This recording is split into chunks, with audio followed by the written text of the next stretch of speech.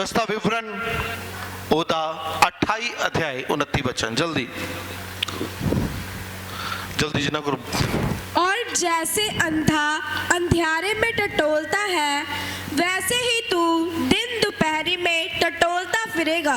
ध्यान से सुनो, ध्यान नाल सुनना। जितना अंधा अंधेरे दे विच टटोलदा है, उसी तरह तू दिन दोपहरे टटोलता फिरेगा। आगे, और तेरे काम काज सफल ना होंगे, और तेरे काम काज सफल ना होंगे, और तू सदैव केवल अंधेर सहता और लुटता ही रहेगा। और तू सिर्फ अंधेर सहता और लुटता ही रहेगा, और तेरा कोई छुड़ाने वाला ना होगा। और तेरा कोई छुड़ाने वाला ना होगा। Hallelujah, hallelujah, hallelujah, hallelujah.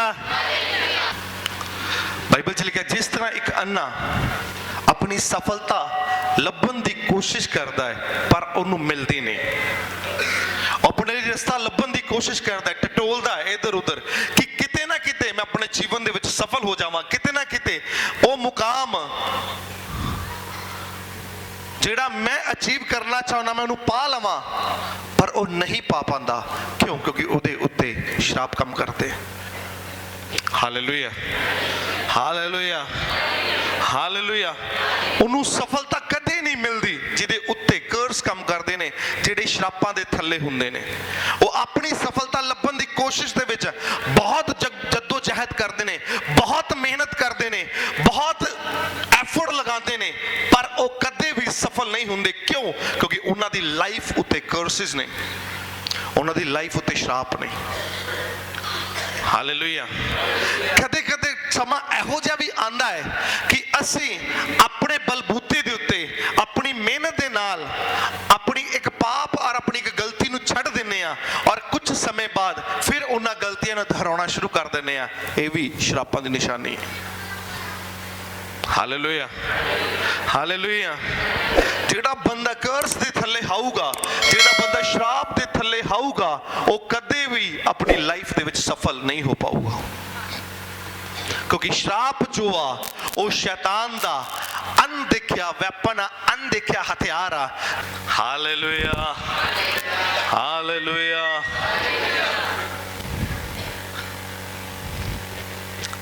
Curses जो होते हैं, हालेलुया, ध्यान से सुने, जो कर्सेस होते हैं हमारी लाइफ को, हमारी जिंदगी को पूरी तरह से निचोड़ते हैं, तोड़ते हैं और मरोड़ते हैं। और जिनके ऊपर कर्सेस काम करते हैं, जिनके ऊपर श्राप कार्य करते हैं, वो कभी भी बंदे, कभी भी वो इंसान अपनी लाइफ में सफल नहीं हो पाते। हालेलुया। वो जितनी मर्जी कोशिश कर लें, जितनी मर्जी कोशिश कर लें, जितना मर्जी एफर्ट लगा लें, पर वो कभी भी सफल नहीं हो पाएंगे। Hallelujah, hallelujah. कई लोग बोलते हैं कि पास्टर जी मैं प्रार्थना भी करता हूं, बाइबल भी पढ़ता हूं, उपवास भी रखता हूं, पर मेरी जिंदगी में अभी तक अंधकार क्यों है? मैं अपनी जिंदगी में सफल क्यों नहीं हो पा रहा? अभी तक मैं वहीं का वहीं क्यों खड़ा हूं? मैं आपको बताना चाहता हूं, इसके पीछे श्राप है जो आपकी लाइफ और आपके जीवन में कार्य कर रहे हैं। Hallelujah, hallelujah. समझ आ रही कि नहीं? आपके जीवन में वो श्राप है जो आपकी लाइफ में कार्य कर रहे हैं। वो कभी भी आपको आगे बढ़ने नहीं देंगे, कभी भी वो आपको सफलता को हाथ में उठा, अपनी ट्रॉफी को हाथ में उठाने नहीं देंगे। जब आप थोड़ा सा बढ़ोगे तो फिर पीछे चले जाओगे, क्योंकि वो जो रस्सी कर्सिस की है, जो जंजीर कर्सिस की है, वो आपको पीछे से खींचेगी, आप कभी आगे नहीं बढ़ पाओगे। Hallelujah, hallelujah. समझ आ रही कि नहीं? वो कर्सिस की जो जंजीर है, वो शैतान का अनदेखा हुआ वेपन है, हथियार है, जिसको हम देख नहीं सुन सकते। हम सोचते हैं कि शायद हमने व्यभिचार करना छोड़ दिया है, झूठ बोलना छोड़ दिया है, नशा करना छोड़ दिया है, व्यभिचार करना छोड़ दिया है, पोर्नोग्राफी देखना छोड़ दिया है। हम इससे कोई मान लेते हैं, पर जो श्राप हमारे साथ इन चीजों की वजह से चलते हैं वो साथ साथ ही चलते रहते हैं। इसीलिए एक दिन ऐसा आता है कि जब वो इंसान फिर पाप में गिर जाता है। Hallelujah, hallelujah.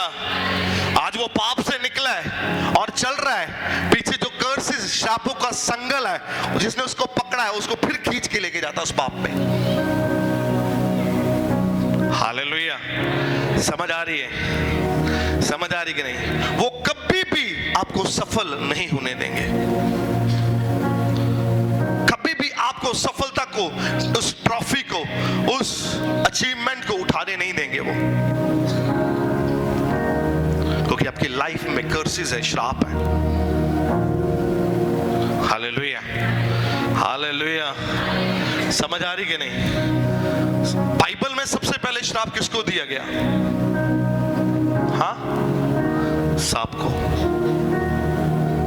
बाइबल में सबसे पहले श्रापित किसको किया गया? सांप को। सांप को वो एक जानवर था जिसे सबसे पहले परमेश्वर ने कर्स किया। अब सांप को देखा हो कभी आपने, तो सांप उठने की कोशिश करता है और फिर गिर जाता है, थोड़ा सा उठने की कोशिश करता है फिर गिर जाता है, थोड़ा सा उठने की कोशिश करता है फिर गिर जाता है, वो प्रॉपर उठ नहीं पाता। हालेलुया। और उससे पहले उस सांप के पांव थे, उसकी टांगे थी, वो अपने टांगों के बल चला करता था, बट जब कर्स आया वो जमीन के बल रेंगने लगा। Hallelujah, hallelujah. जब श्राप हमारे ऊपर आते हैं तब हम थोड़ा सा खड़ा होते हैं, फिर जमीन के बल गिर जाते हैं। हालेलुया। थोड़ा सा फाइनेंस में अच्छा हुआ, तक नीचे गिर गए। थोड़ी प्रार्थना लाइफ बढ़ी, बाइबल रीडिंग बढ़ी, फिर गिर गए। हालेलुया। समझ आ रही कि नहीं? थोड़ी सा बढ़ने की कोशिश की है, फिर गिर गए। थोड़ा सा बढ़े, फिर गिर गए। थोड़ा सा बढ़े, फिर गिर गए। कर्सेस हमें अपने पांव पर खड़ा होने कभी नहीं देते। प्रॉपर रीति से हम खड़े नहीं हो पाते जिनके ऊपर श्राप काम करते हैं। Hallelujah, hallelujah, hallelujah. समझ आ रही है? हम खड़ा होने की कोशिश करेंगे, अपना एफर्ट लगाएंगे, अपना जोर लगाएंगे, पर हम खड़ा नहीं हो पाएंगे, हम गिर जाएंगे। वो श्राप हमारी लाइफ में, और ये शैतान का अनदेखा हुआ वेपन है, हथियार है, जो हमारी लाइफ में हमारे साथ चलता रहता है। आज मेरे साथ चल रहा है, कल मेरी जनरेशन के साथ चल रहा है, फिर उनकी जनरेशन के साथ चल रहा है, फिर उनकी बच्चों के साथ चलता है। ये श्राप जो है, ये पीढ़ी दर पीढ़ी, पीढ़ी दर पीढ़ी, पीढ़ी दर पीढ़ी काम करते हैं। Hallelujah, hallelujah. पिछले संडे आपने एक टेस्टामनी सुना, पिछले संडे गवाही सुना श्रापों वाली। प्लीज एक बारी टेस्टामनी दोबारा सुना कैसी, प्लीज अगे आ जाओ। हालेलुया। सारिਆਂ ਨੂੰ ਮੇਰੇ ਵੱਲੋਂ ਜੈ ਮਸੀਹ। ਮੇਰੀ ਗਵਾਹੀ ਇਸ ਤਰ੍ਹਾਂ ਦੀ ਸੀਗੀ, ਮੇਰੇ ਨਾਨੇ ਪੜਨਾਨਿਆਂ ਦੀ ਗੱਲ ਹੈਗੀ ਆ, ਤੇ ਉਹ ਖੇਤੀ ਦਾ ਕੰਮ ਕਰਦੇ ਸੀਗੇ, ਤੇ ਖੇਤ 'ਚ ਨਾ ਕੰਮ ਕਰੀ ਜਾਂਦੇ ਹੈਗੇ ਆ, ਤੇ ਉਧਰੋਂ ਦੀ ਨਾ ਕਿ ਨਾ ਖੇਤ ਦੇ ਵਿੱਚ ਦੀ ਰਾਹ ਚੱਲਿਆ ਸੀਗਾ, ਤੇ ਰਾਹ ਥਾਣੀ ਦੇ ਨਾ ਇੱਕ ਪੰਡਤ ਚੱਲਿਆ, ਤੇ ਪੰਡਤ ਨੇ ਨਾ ਆਵਾਜ਼ ਮਾਰ ਕੇ ਉਹਨਾਂ ਨੂੰ ਪੁੱਛਿਆਗਾ, ਕਹਿੰਦਾ ਤੁਹਾਡੇ ਕੋਲੇ ਪਾਣੀ ਹੈਗਾ? ਕਹਿੰਦਾ ਹਾਂਜੀ ਪਾਣੀ ਹੈਗਾ। ਕਹਿੰਦਾ ਮੈਂ ਪਾਣੀ ਪੀਣਾ ਹੈਗਾ। ਤੇ ਉਹ ਕਹਿੰਦੇ ਚਲ ਕੋਈ ਗੱਲ ਨਹੀਂ, ਪਾਣੀ ਪਿਆ ਦਿੰਦੇ ਆ ਤੁਹਾਨੂੰ। ਉਹਨਾਂ ਨੇ ਕੰਮ ਛੱਡ ਕੇ ਉਹਨਾਂ ਨੂੰ ਪਾਣੀ ਪਿਆਉਣ ਲੱਗ ਗਏ। ਪਾਣੀ ਪੀ ਲਿਆ ਉਹਨਾਂ ਨੇ।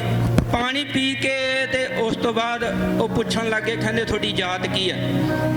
ਕਹਿੰਦਾ ਪੰਡਤ ਪੁੱਛਣ ਲੱਗਿਆ, ਕਹਿੰਦਾ ਤੁਹਾਡੀ ਜਾਤ ਕੀ ਹੈ? ਉਹ ਕਹਿਣ ਲੱਗੇ ਅਸੀਂ ਚਮਿਆਰ ਹੈ ਜੀ। ਕਹਿੰਦਾ ਓਹੋ, ਕਹਿੰਦਾ ਤੁਸੀਂ ਤਾਂ ਸਾਡਾ ਦੀਨ ਭ੍ਰਿਸ਼ਟ ਕਰਤਾ, ਤੇ ਕਹਿੰਦਾ ਮੈਂ ਤੁਹਾਨੂੰ ਸ਼ਰਾਪ ਦਿੰਦਾ, ਕਹਿੰਦਾ ਤੁਹਾਡੇ 7 ਪੀੜ੍ਹੀਆਂ ਤੱਕ ਹੱਥ ਪੈਰ ਪਾਟਣਗੇ।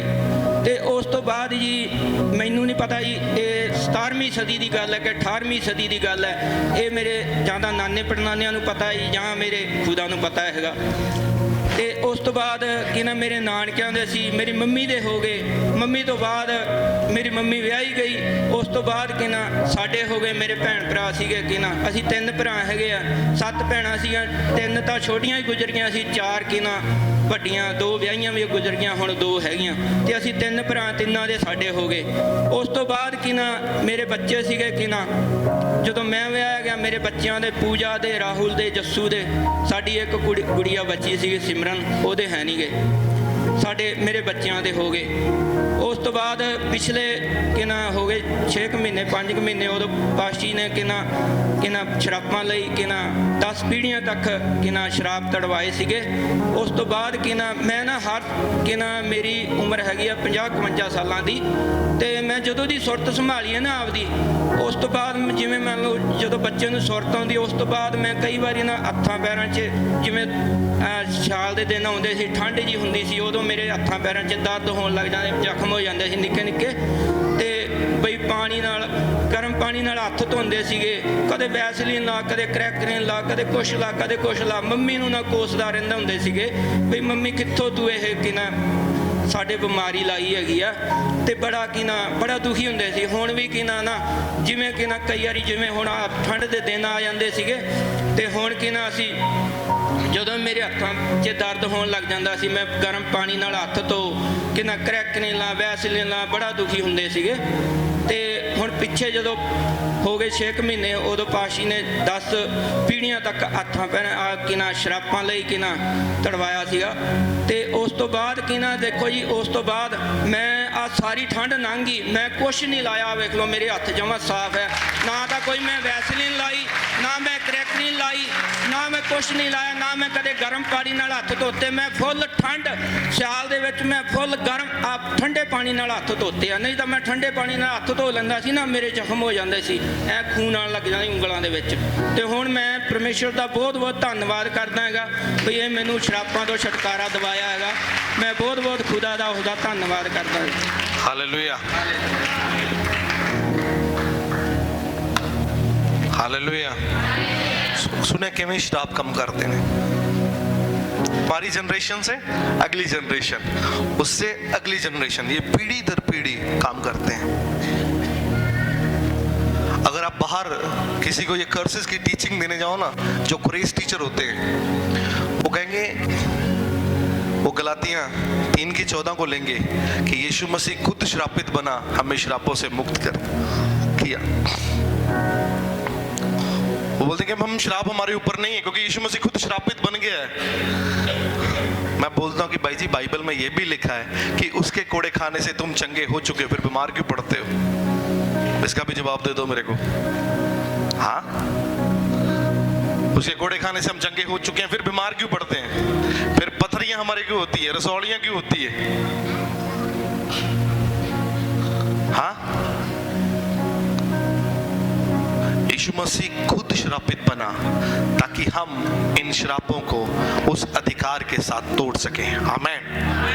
यीशु मसीह के श्रापित बनने का मकसद क्या था कि वो अधिकार, वो अथॉरिटी हमारे हाथों में दे दी है ताकि हम अपने मुंह से अंगीकार करके इन श्रापों को अपने जीवन से निकाल सके और तोड़ सके यीशु मसीह के नाम से। चिल्ला के बोलो आमीन, हालेलुया। समझ आ रही है?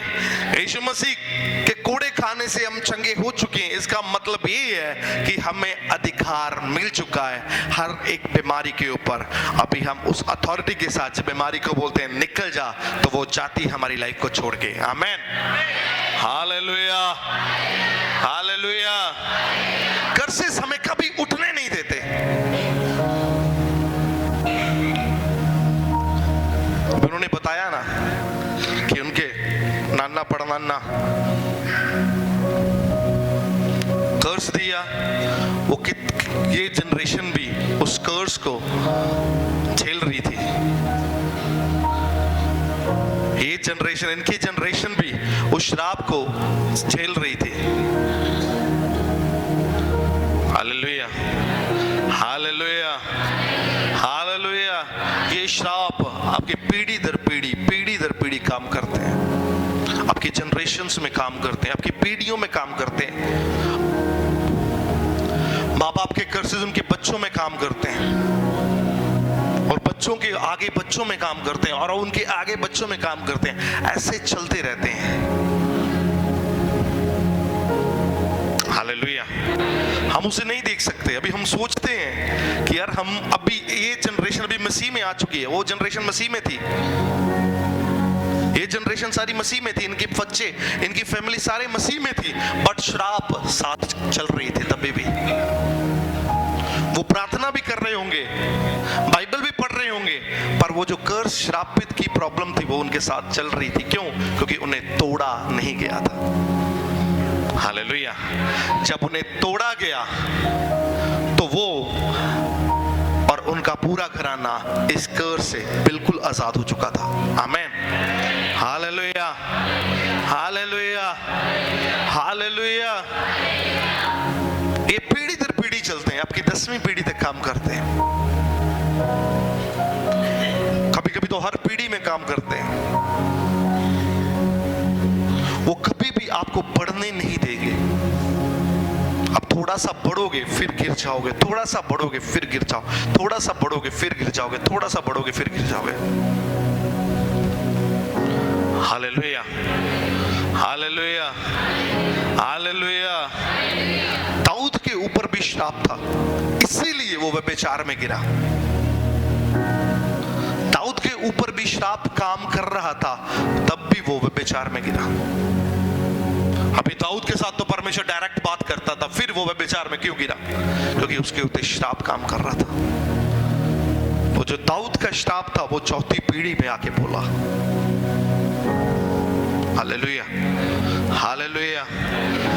हम खोलेंगे मत्ती रचित सुसमाचार, उसका 1 अध्याय 5 वचन पढ़ेंगे।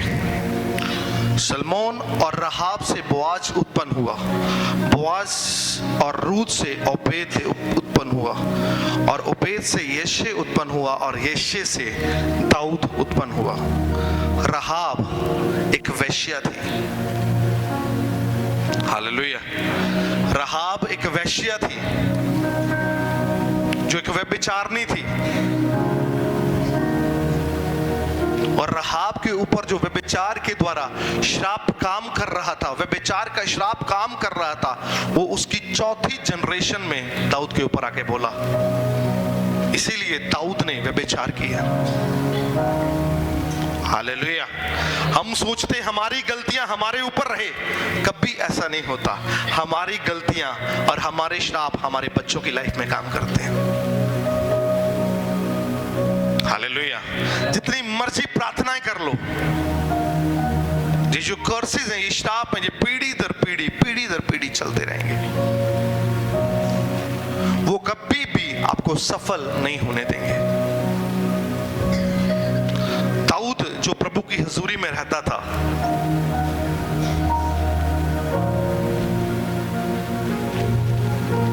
प्रभु का चाहता वर्शिपर था, आराधक था, जो प्रभु के दिल के करीब था, तब भी वो व्यभिचार में गिरा। क्यों? क्योंकि श्राप उसके ऊपर काम कर रहे थे। वो श्राप उसकी लाइफ में कार्य कर रहे थे।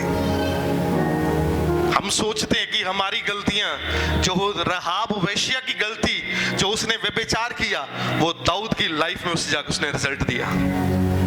हम सोचते हमारी गलतियां भाई हम तक सीमित है। नहीं, कभी नहीं। हमारी गलतियां हम तक सीमित कभी नहीं है, वो हमारी जनरेशन में आएगी ही आएगी। वो हमारी जनरेशन में आके उस बोलेगी। हालेलुया। समझ आ रही कि नहीं? दाऊद प्रभु के साथ चलता था, प्रभु का दिल का चाहता था, तब भी देखो व्यभिचार में गिरा श्राप के कारण। आप बाइबल पढ़ते हो, प्रार्थना करते हो, जब तक कर्सेस श्राप आपकी लाइफ में चल रहे हैं, वो आपको गिराएंगे ही गिराएंगे,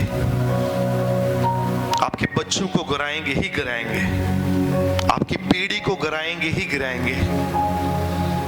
हालेलुया, हालेलुया। समझ आ रही कि नहीं? ये 10 पीढ़ियों तक काम करते हैं, ये रुकते नहीं हैं, ये चलते रहते हैं। हम सोचते हैं कि भाई हम प्रभु में आ गए, शायद जब तक तोड़ते नहीं तब तक ये जाते नहीं। Hallelujah, hallelujah. इसलिए बाइबल में लिखा है जैसे अंधा अंधियारे में टटोलता है, वैसे ही तू भी दिन दोपहर टटोलता फिरेगा। तेरे कामकाज सफल ना होंगे, तू सदैव अंधेर सहता रहेगा, तो लुटता ही रहेगा, तू लुटता ही रहेगा। कई कर्सेस बच्चों की लाइफ में ऐसे हैं कि जिनके माँ बाप कर्ज में होते हैं, कर्जे में होते हैं, उनके बच्चों के ऊपर वो कर्ज काम करता है, वो भी कर्जे में होते हैं। Hallelujah, hallelujah. जिनके माँ बाप के ऊपर कर्ज है, उनके बच्चे भी जब अपनी लाइफ शुरू करेंगे तो कर्ज का कर्ज उनकी लाइफ में कार्य करेगा, वो भी कर्जे के नीचे होंगे, वो भी उठ नहीं पाएंगे। क्यों? क्योंकि कर्जा उनके ऊपर काम कर रहा है, वो कर्ज, वो श्राप उनके ऊपर काम कर रहा है। क्या होगा? एक कर्जा आपने उठा लिया, एक लोन आपने उठा लिया है, अभी उसको पूरा करने के लिए दूसरी ओर से उठाओगे, फिर उसको पूरा करने के लिए तीसरी ओर से उठाओगे, फिर उनको पूरा करने के लिए चौथी ओर से उठाओगे। ये चलता रहेगा, चलता रहेगा, और इसके बाद आपकी जनरेशन, आपकी पीढ़ियां भी सेम करेगी। Hallelujah, hallelujah, hallelujah. कई लोग आके मुझे बोलते हैं, पास्टर जी पहला मैं कर्जे दे थल्ले रह गया तो हुण मेरे बच्चे। सुनिया कि नहीं? सुना है कि नहीं? कई लोग आके बोलते हैं, पास्टर जी पहला साडे माँ बाप कर्जे दे थल्ले सी, हुण असीं। ये ऑटोमेटिकली होगा क्योंकि वो कर्ज, वो श्राप तुम्हारी पीढ़ी के ऊपर काम कर रहा है। Hallelujah, hallelujah. समझ आ रही कि नहीं? समझ आ रही कि नहीं? आ रही है कि नहीं? ऊंची बोलो, आ रही है कि नहीं? इसलिए माँ बाप बोलते हैं, बच्चे बोलते हैं कि पहला साडे माँ प्यो कर्जा लाउंदे रह गए, हुण असीं। सबसे वड्डी गलती सी कि तुसी कर्जे थल्ले सी। उस तो वड्डी गलती सी तुसी उस कर्जे नूं चुक पूरा करने दे लई, उस कर्जे को पूरा करने के लिए तूने इधर से उठाया, इधर से उठाया, वो तेरे आपके ऊपर श्राप बन गया। अभी वो आपकी जनरेशन के ऊपर भी वही काम कर रहा है। हालेलुया। मैं एक बार पहले भी बोल चुका हूं कि कर्जा एक लानत है। क्या है? लानत है। Hallelujah, hallelujah. समझ आ रही कि नहीं? आ रही है कि नहीं? उसको पूरा करने के लिए भाई इधर से उठा लो, इधर से उठा लो, उधर से उठा लो, वो जनरेशन काम करता है। वो कर्जा कभी भी आपको उठने नहीं देता। अभी आप फाइनेंस मजबूत हो गया, किस्त आ गई, टक थल्ले, खत्म, फिर टक किस्त आ गई, खत्म। ऐसे ही कि नहीं? ऐसे ही कि नहीं? ऐसे ही है कि नहीं? वो कभी भी उठने नहीं देगा क्योंकि वो श्राप काम कर रहा है। सांप उठता है गिर जाता है, उठता है गिर जाता है, गिरता है गिर जाता है। उसी तरह वो कर्जा भी है, उठोगे गिरोगे, उठोगे गिरोगे, खड़े नहीं हो पाओगे। Hallelujah, hallelujah. जनरेशन से आने वाले कर्सेस। आपको पता है जब आप कोई नया शुगर का टेस्ट करवाने जाते हो डॉक्टर से, तो डॉक्टर सबसे पहले ये पूछता है कि आपकी जनरेशन में किसी को शुगर तो नहीं है, आपकी पीढ़ी में किसको शुगर तो नहीं है? पूछता है कि नहीं डॉक्टर? बोलो, पूछता है कि नहीं? पूछता है। क्यों? उसको पता है कि ये बीमारी ब्लड के द्वारा, पीढ़ी के द्वारा आगे जाएगी। Hallelujah, hallelujah, hallelujah.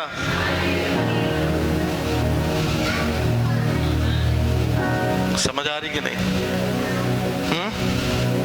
समझ आ रही कि नहीं? कि श्राप आपकी 10 पीढ़ियां तक आपकी लाइफ में काम करते हैं, आपको मरोड़ देते हैं, तोड़ देते हैं, खत्म कर देते हैं एक साथ, आपको उठने नहीं देते ये चीज।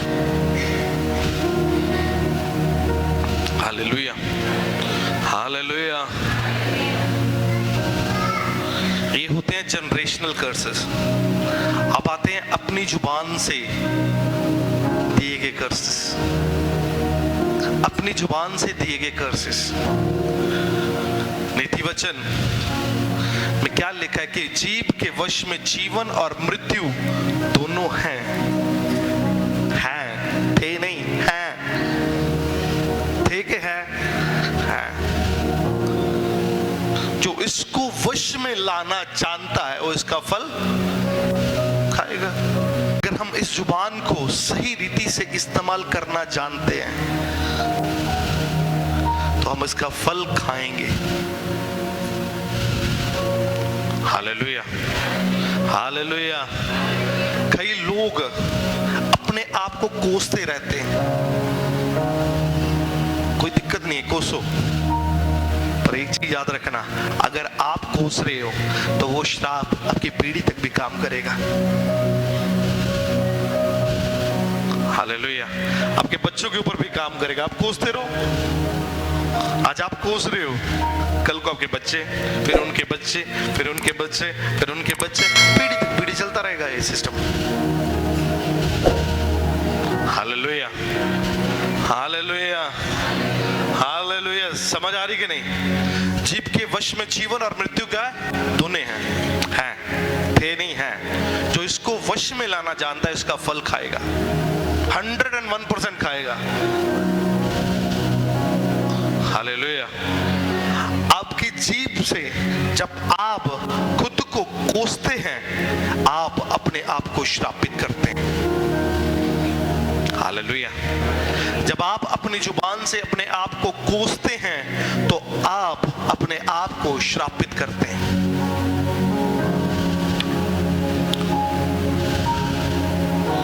तो जैसा आप अपने आप को कोस रहे हैं वैसा ही आपकी लाइफ में डिजाइन होता चला आता है। हालेलुया। जैसा आप अपने जीवन में बोल रहे हो वैसा ही वो डिजाइन बनना शुरू हो जाता है। क्यों? क्योंकि ये शरीर मिट्टी का बना हुआ है, इसमें जो बोगे वही काटोगे। हालेलुया। अगर अपने आप को कर्स करोगे तो कर्स ही आपको काटना पड़ेगा। अगर आप खुद को और अपने बच्चों को आशीषित करोगे तो वो आशीष आप देखने पाओगे यीशु मसीह के नाम से।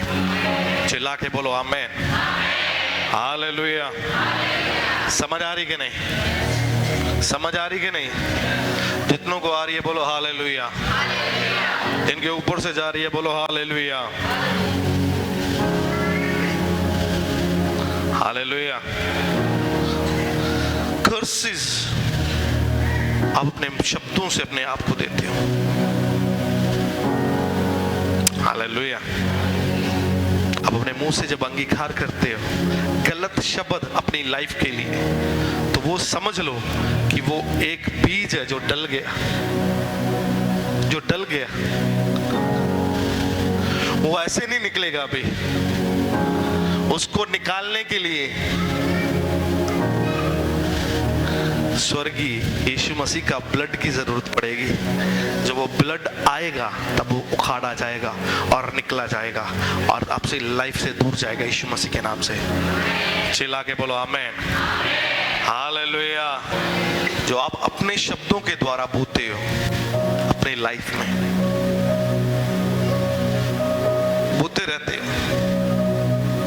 अपने शब्दों के द्वारा। हालेलुया। सेकंड कर्स वो होते हैं जो दूसरों के शब्दों द्वारा आपकी लाइफ में बोए जाते हैं, दूसरों के द्वारा आपके जीवन में बोए जाते हैं। हालेलुया। कभी माँ बाप अपने बच्चों को कर्स करते हैं, माँ बाप अपने बच्चों को श्रापित करते हैं अपने मुंह से, गुस्से में आके। जिन्ना दा गुस्सा वटते पिया। समझ आ रही कि नहीं? जिन्ना दा गुस्सा वटते पिया अपने बच्चों को कर्स करते, अपने बच्चों को श्रापित करते ना। जिन्ना दा गुस्सा इत्थे की पिया बस। हालेलुया। हालेलुया। वो अपने बच्चों को कर्स करते हैं, श्रापित करते रहते हैं कि